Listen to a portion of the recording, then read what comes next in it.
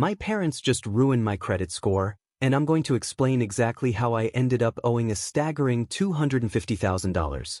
I'm 23 years old, fresh out of college, and I've been dealing with a problem that has been slowly building up over the years. My parents have always shown a clear preference for my twin sister, Julie, and it's something I've struggled with for a long time. After high school, I was excited about studying law. I had high hopes of securing a scholarship to help cover the costs. But my parents weren't as optimistic. They insisted that I apply for an education loan to secure my spot at college as soon as possible.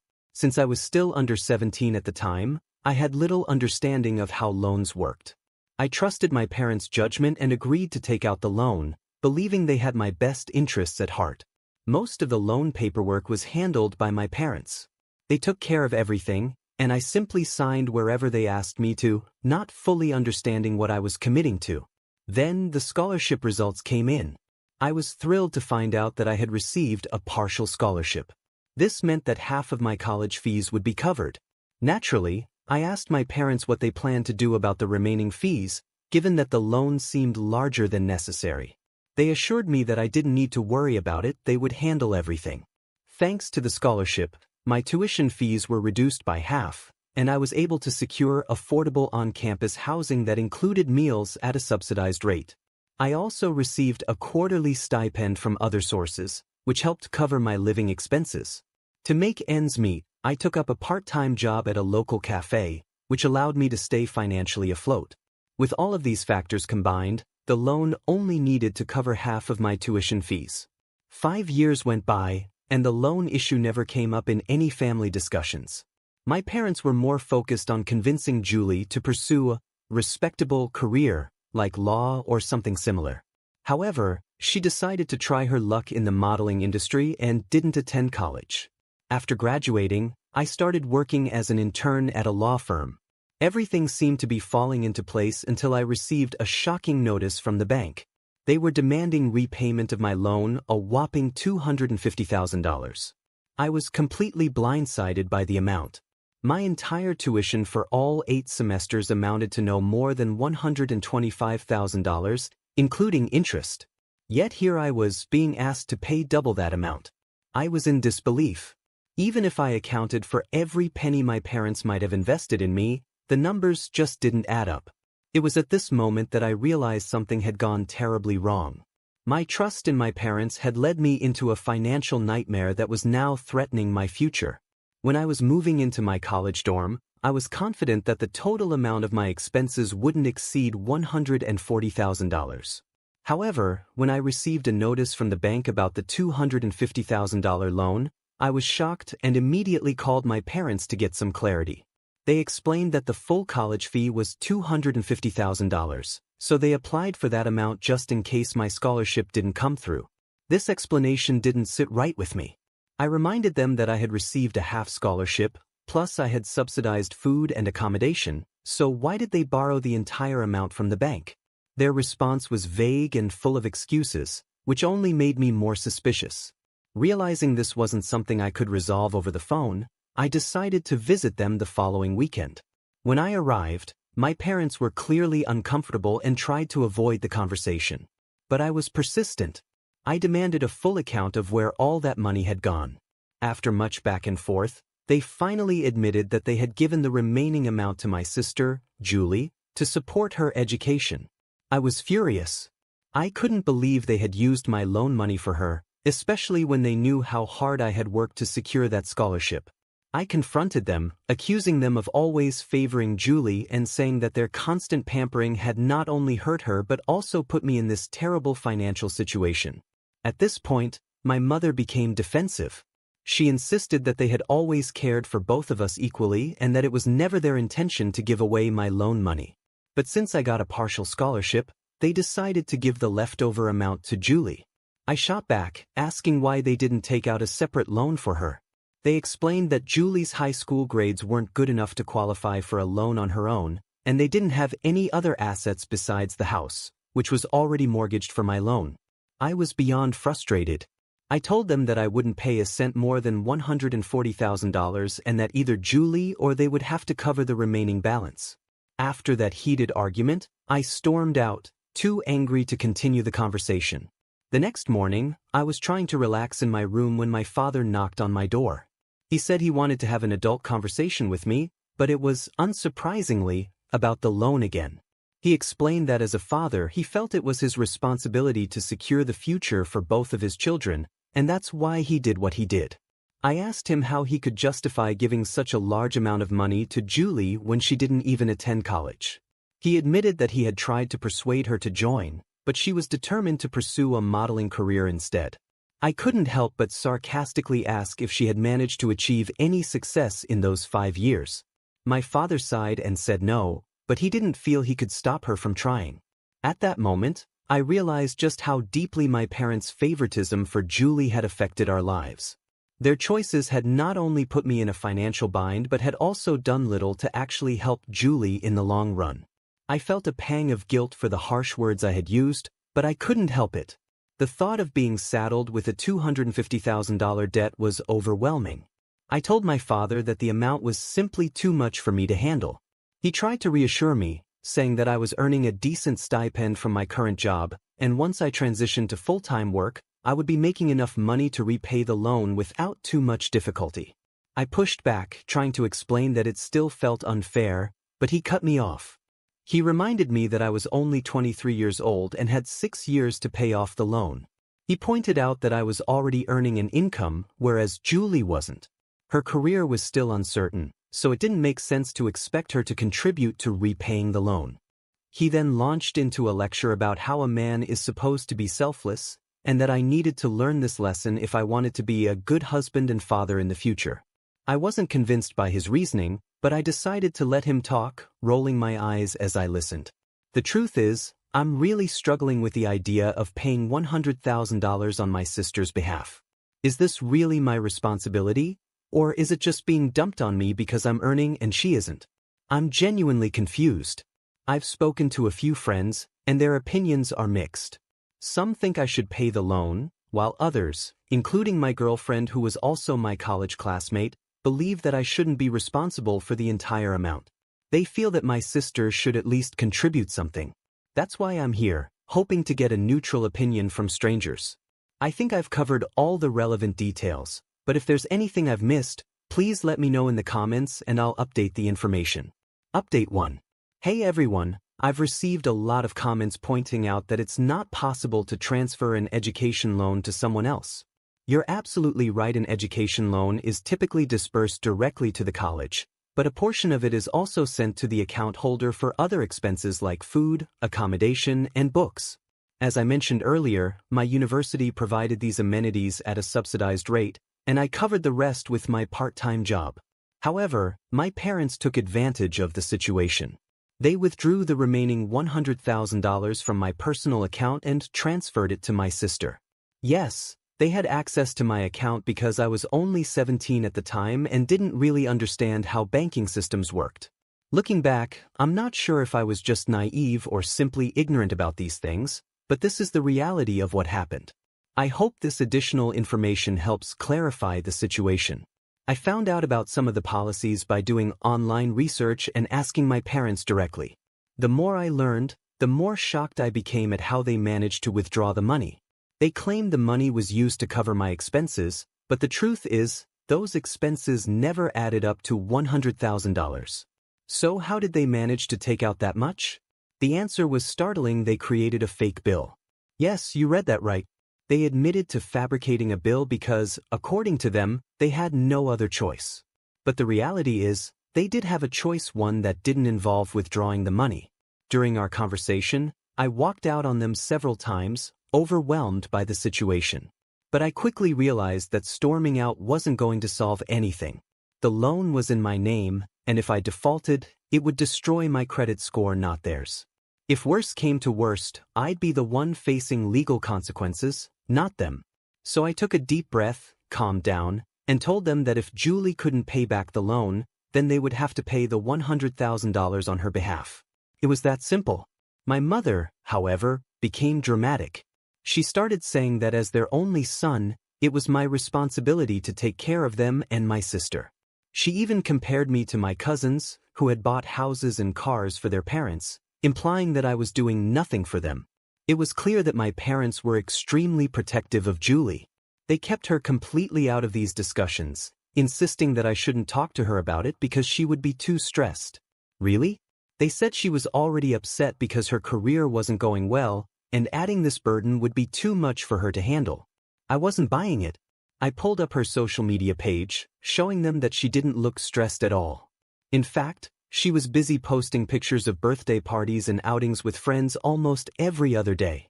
My parents claimed she had to put on a brave face because she was aiming to be a public figure. I couldn't believe how delusional they were. Enough was enough. I decided to confront Julie directly about the money. I was tired of everyone treating her like some fragile little princess. That night, I stayed up late, knowing she usually got home after midnight. By the time she arrived, my parents were already asleep, so I took the opportunity.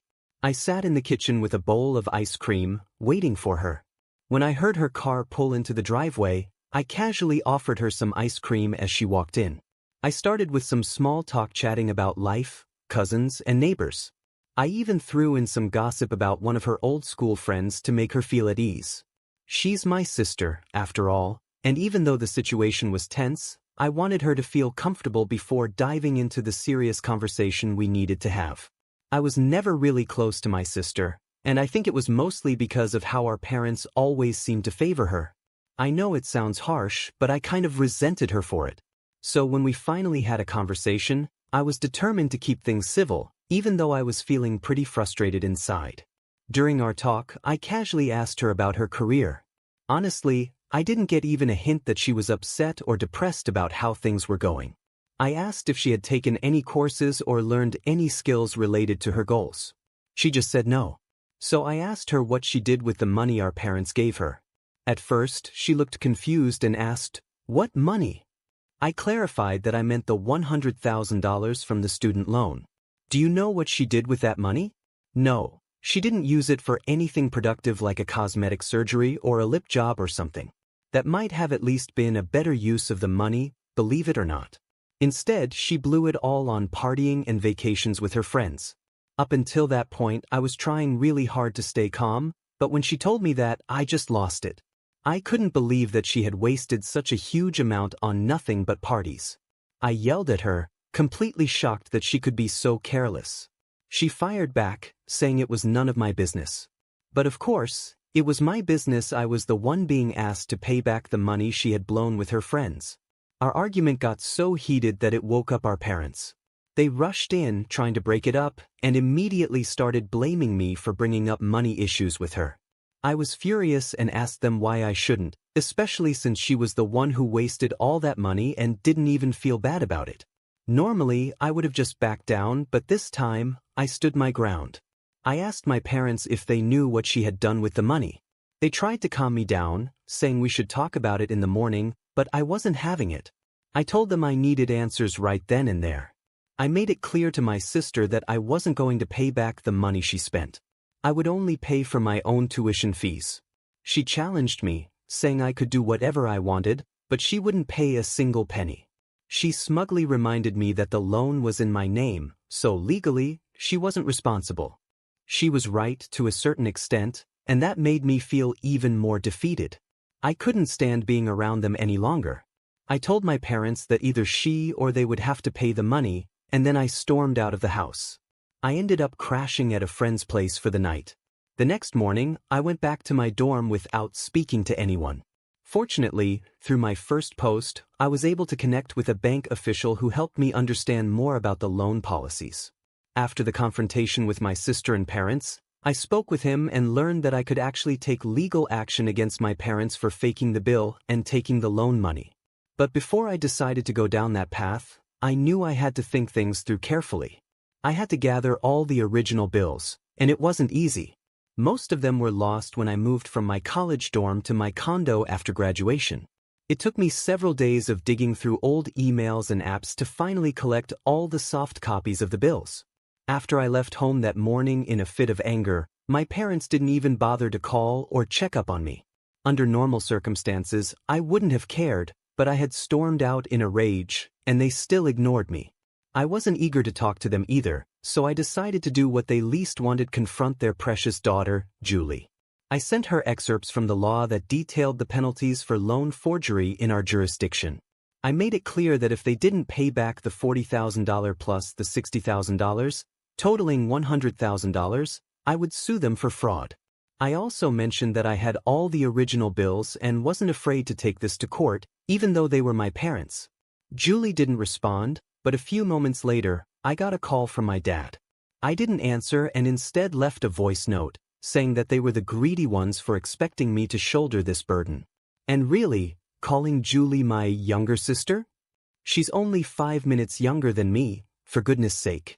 I might have considered paying if she had used the money wisely or shown any guilt for wasting it.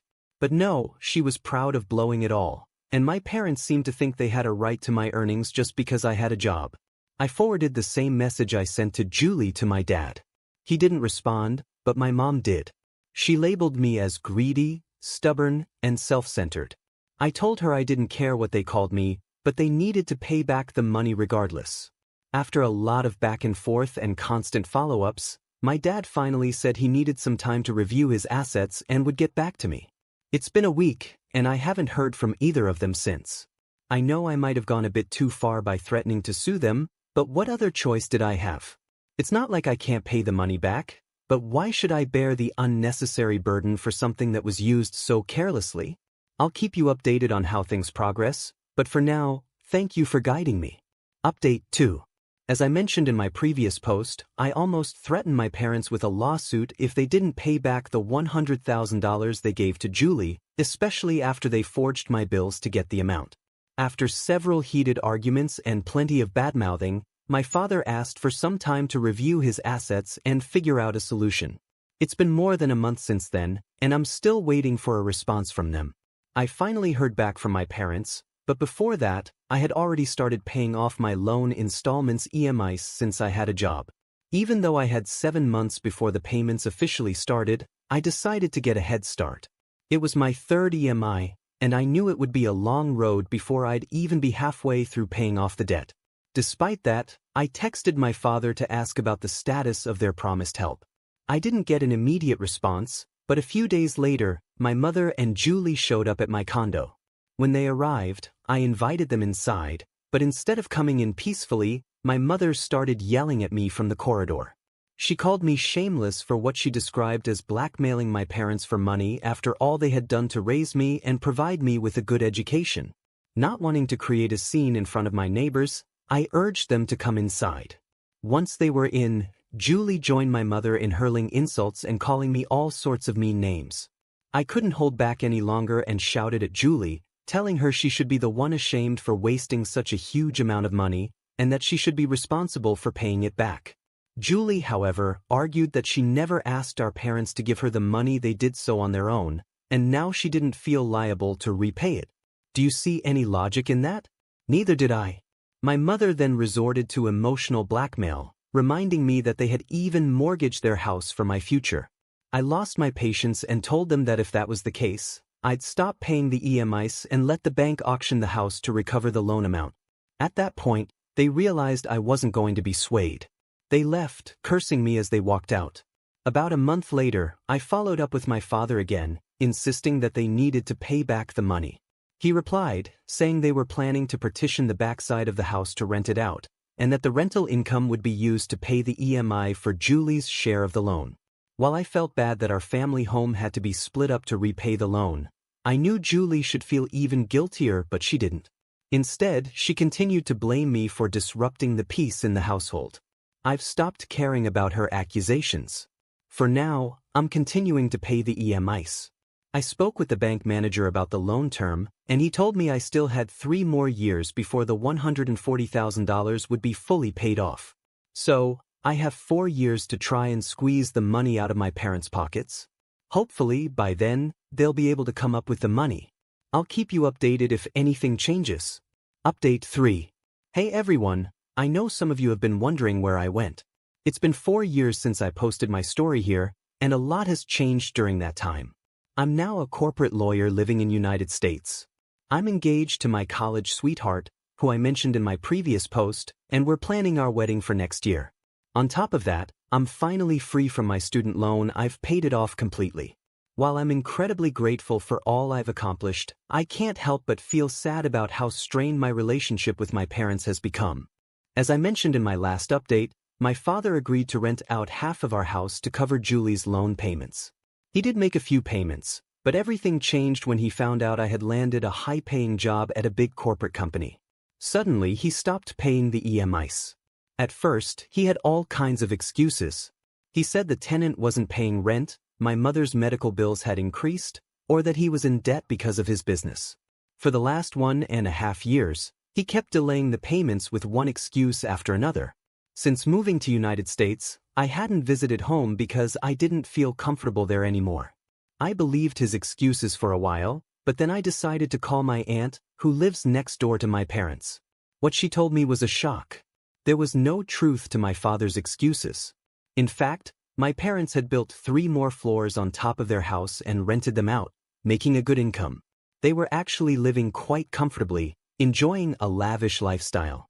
When I asked my aunt about Julie's career, she just laughed and said Julie was never serious about it. She had always intended to live off my parents' money.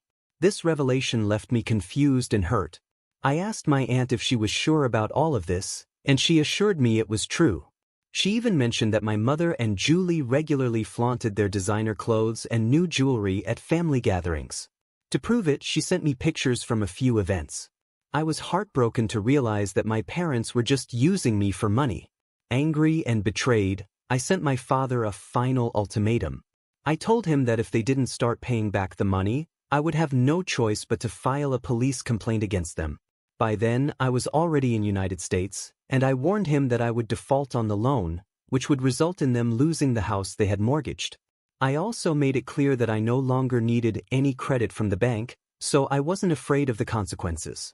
I decided that I didn't care about taking a hit on my credit score anymore. It just didn't matter to me. The same toxic cycle continued, where my parents and sister ganged up on me, verbally abusing me to the point where I almost considered just paying off the entire debt to get them off my back. Thankfully, my girlfriend stood by me through it all. She helped me stay strong and even got her sister involved, who happens to work with the police.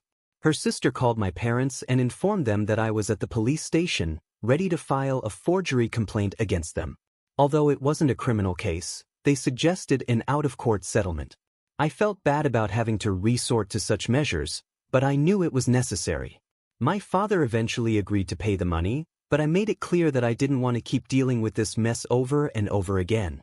I insisted they pay the entire amount in one go. I knew they had the money. My aunt had told me that just 7 months earlier, my grandfather's house had been sold, and each of my father's siblings, including him, had received $300,000 as their share.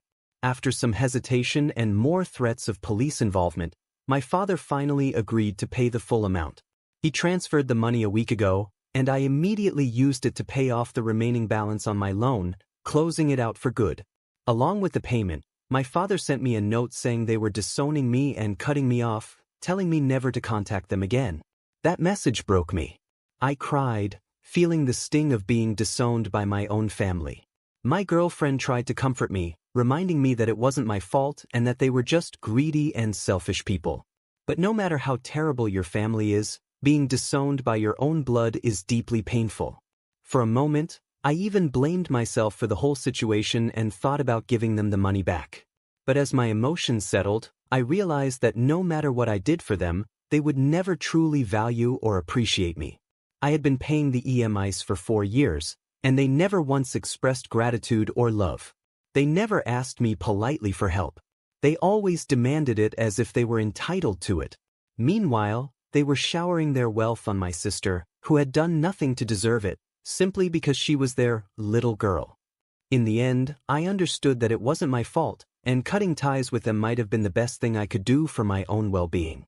I still can't fully understand the logic behind the bias my parents had. I know some people might criticize me for threatening my parents and demanding the money, but I believe it was fair. I've moved past the guilt, and I no longer care about the labels others might put on me. I wanted to make this final update because there were a few people in the community who really helped me understand the complexities of the loan policy when I was too young and naive to figure it out on my own. So, thank you for listening to my story and for all the support. Now, let's get straight to the point. I noticed that some comments on my original post were critical of my actions, saying that I shouldn't have gone after my family to get the money back. They felt it was my responsibility to help my sister and my family. About 20 to 25% of the comments shared that view. However, the majority, about 80%, supported my decision, agreeing that it wasn't my responsibility to cover the debt, especially since my sister didn't even use the money for education. I'd really like to hear your thoughts on this. Feel free to share your opinions in the comments section below, and let's discuss it together. This story has had its share of ups and downs, so I'm interested in what you all think. Once again, my name is Revenge Online. If you want to support the channel, there are 3 simple ways to do it. Subscribe, hit the notification bell, and leave a comment or like. I'll see you all tomorrow, and remember, it's cool to be